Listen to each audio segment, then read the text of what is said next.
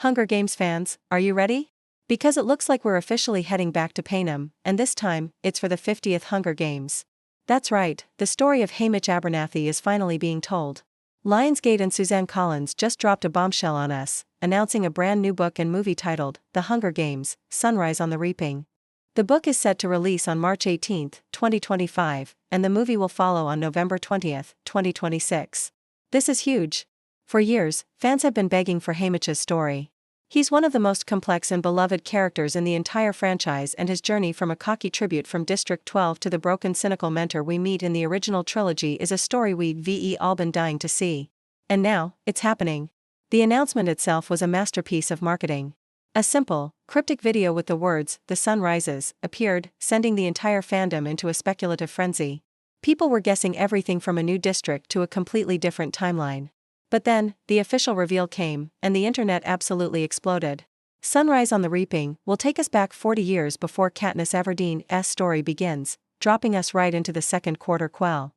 This wasn't just any Hunger Games, it was a quell, which means the rules were different, and far more brutal.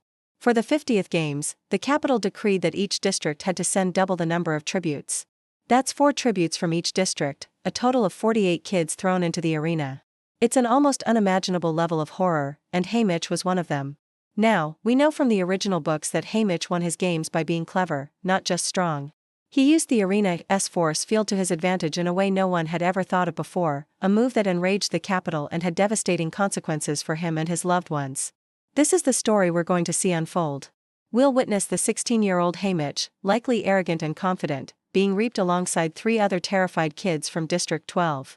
We'll see him navigate an arena filled with twice the number of competitors, forming alliances, facing betrayals, and ultimately, using his wits to survive against all odds. His victory was a slap in the face to President Snow and the game makers, and they made him pay for it dearly.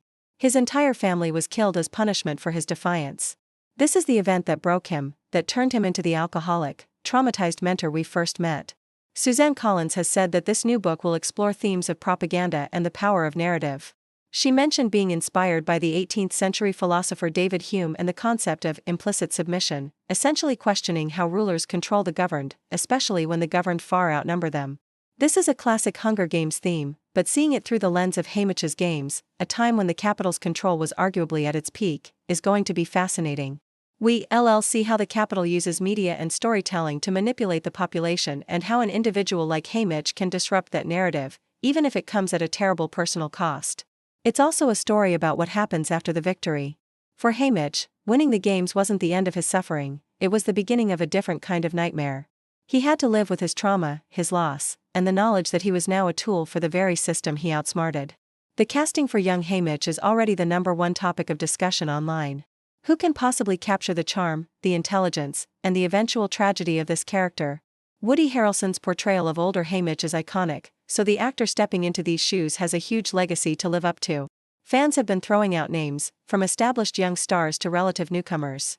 It needs to be someone who can convey that spark of rebellion and the deep well of pain that defines Haymitch. It's a role that could make a career.